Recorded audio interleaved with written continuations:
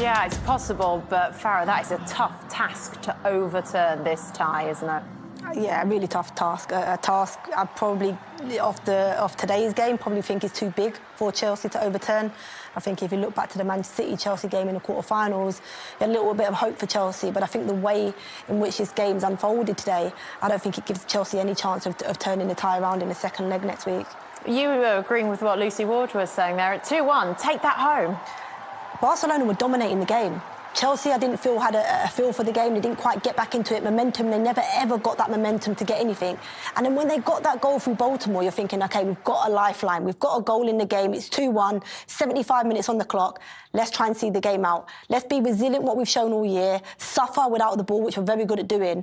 They don't do that. They try and chase the second goal, and in doing that, concede two more. And, yeah, very naive from them collectively for the first time I've seen this season. As we know, it's the biggest defeat under Sonia Bonpastor. Do you think that has shocked them?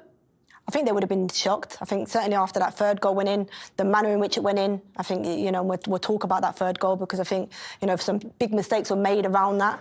But, yeah, this is something that they're going to have to mentally bounce back from, something they haven't suffered under Sonia Bonpastor, as you mentioned.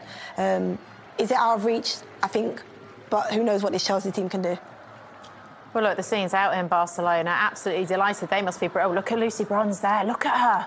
She'll be fuming, and of course she will. But she's a part to play with in this, and we'll talk about some of the defending from the Chelsea team because, yes, it's OK to be annoyed and frustrated and, you know, point the finger and maybe collectively have those discussions, but you've got to look at yourself sometimes. Sometimes in games like this, when you lose in that manner, you've got to self-reflect, individually reflect, collectively reflect before you talk on emotion. That's probably an emotional side of Lucy coming out and probably frustrated that she would have felt going into this game they had a chance of getting something from it. But that's the leader in her that she will display that for them. All right, well, I'll tell you what, we'll reflect after we take a short break. So stay with us to go next week. But Chelsea need to overturn, well, a 3-goal deficit. They're going to have to score 4 goals without response at home to go through. But Farah, should we go back to the beginning of this game? Because within the first 10 minutes, there was a big penalty call. Now, not much on the field was made of this. However, VAR looks at it and said, yep, that hit a hand. Yeah, and these are ones that, you know, players get frustrated with. I think you mentioned it there. There isn't much of a shout from Barcelona. I think one player put their hands up for it and asked for a penalty. But when you look at the replay, you can see beyond, she's in the air, and as she's coming back down, the ball slightly hits her hand. Yes, there's contact, and we know in the laws of the game it's a penalty, but a harsh one, and it was really early on. And Mattea steps up, and this is a fantastic save by Hannah Hampton. You can see from the replay, Hannah Hampton, you know, kept her foot on the line, and it's a fantastic save. And Aggie Beaver-Jones with the follow-up to clear her lines, but we know that big players stay in the game, and she goes on to have a fantastic game, Mateus, and we'll talk about some of the involvement she has within the game. Now, at that point, that probably gave Chelsea a bit of a boost, and they were thinking, you know, sometimes in this game you need a little bit of luck. However, there was nothing they could really do about this second goal. Well, the first goal that put Barcelona ahead. Yeah, and I think it's the organisation. It wasn't set up from the goal kick. One long ball, Beyond gets a first contact on it. Lucy Bronze isn't able to get second contact. But then this pass from Mateus, and, you know, she's just missed the penalty, but the vision to see this pass, and Prior, you can't give her that much time inside the box because she can put them away. But you'll see here, one long ball for Barca. We don't often see it. Beyond first contact, Lucy doesn't make enough of it. But you'll just see here the defending. We'll highlight Millie Bright and Baltimore. The gap here, Pure shouldn't be getting between them. They're in the same line. One pass takes both of them out of the game. And then a player like this, with that much time and space inside the box, there's only one thing that's going to happen, and a really well executed into the bottom corner from Pure puts her team 1-0 up. Well, it sort of sums up Chelsea's first half to know that they had their first shot on target in the 49th minute. They just struggled. They did. They struggled with the connection in their press. And then they struggled in the connections with their build. They didn't know whether they were going long, whether they were trying to play through, and it just was completely off with both of those connections. I thought they got better in the second half, but, you know, their first attempt at goal, 48th minute of the game, and it come from a set piece, which is a free kick on the edge of the box. Well, yeah, Sonia got them in at half-time, but it was still a pretty slow start at the beginning of the second half, which, once again, Barcelona made the most of.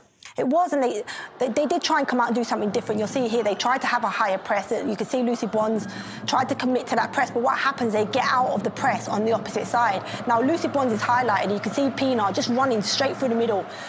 Why I was highlighting that is because the difference in acceleration and determination to get into the box. Lucy Bronze can still see Pienaar, still knows she's a threat, and just doesn't get there in time. And obviously you'll see Baltimore gets beaten here. She tries to slide, doesn't get there. Badger gets a cross in.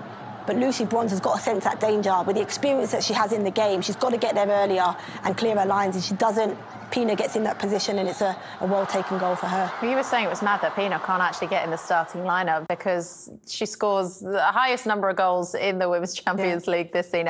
And that was only her third touch of the game. Yeah. She's class, isn't she? She is, and she gets in the right position, and you saw the determination. That's the difference. She wanted to get there first. She made sure she was in the box without any defender picking her up. And that's the difference sometimes, the small margins within a game. Well, Chelsea did give themselves a lifeline. Sandy Baltimore got herself up the other end of the pitch with a brilliant finish. She did, and Macario here does really well. The substitution drives it across. I think Guru Wrighton reads it well. The pass wasn't for her. Allows it to go across to Baltimore.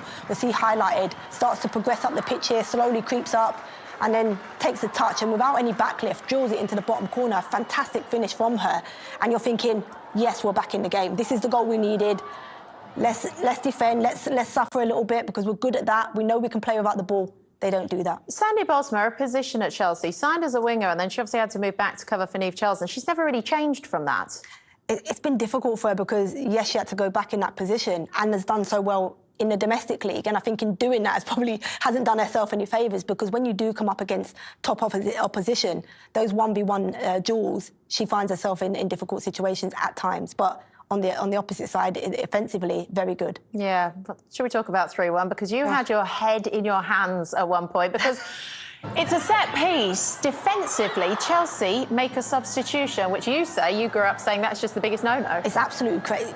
We were brought up that, certainly on a set piece, maybe on attacking a little bit different, definitely not defending. You don't make a substitution at that time. In terms of organisation, communication, it goes out of the window. We don't know if Paredes was being picked up prior to this corner from Bouillon, which is the player that was taken out of the game at that time.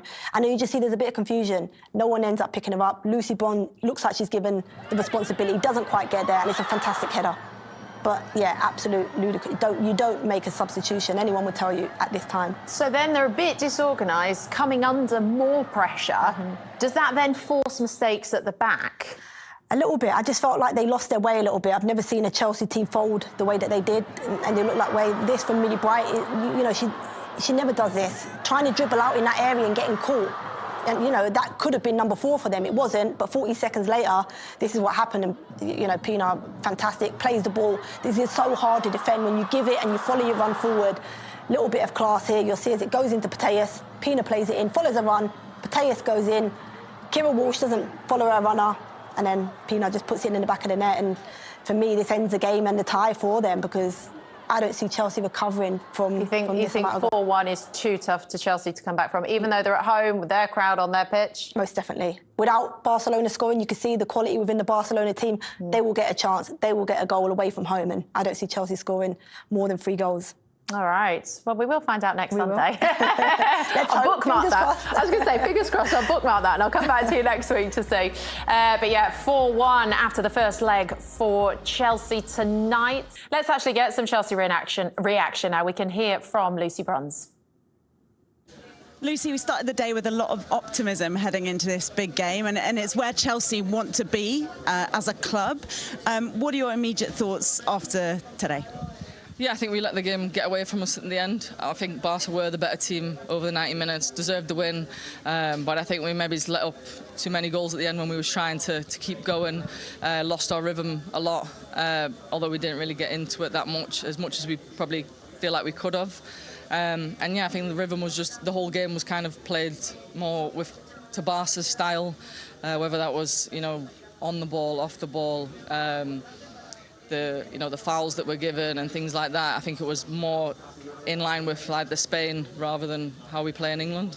Are you talking about, well, many things, but I guess the pace as well towards the end there? It was a pretty even game right until it seemed to kind of run away from you at the end. What did it feel like to be in amongst that back line at that point?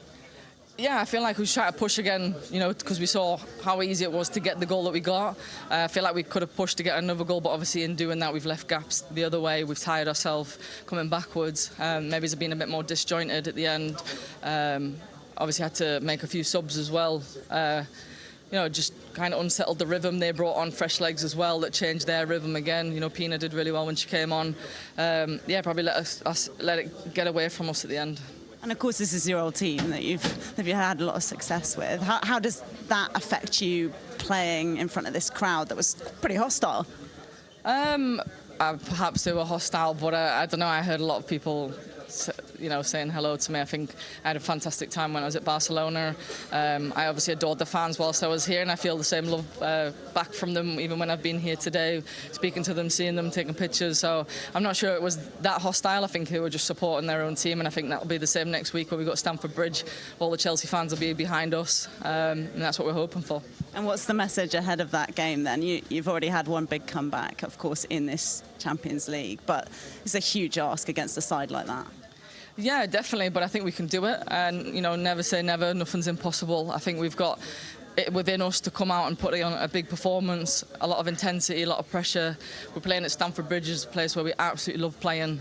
We've had some fantastic results and performances this season, so we're just going to need an even bigger one next weekend. We can't wait for it. Thank you.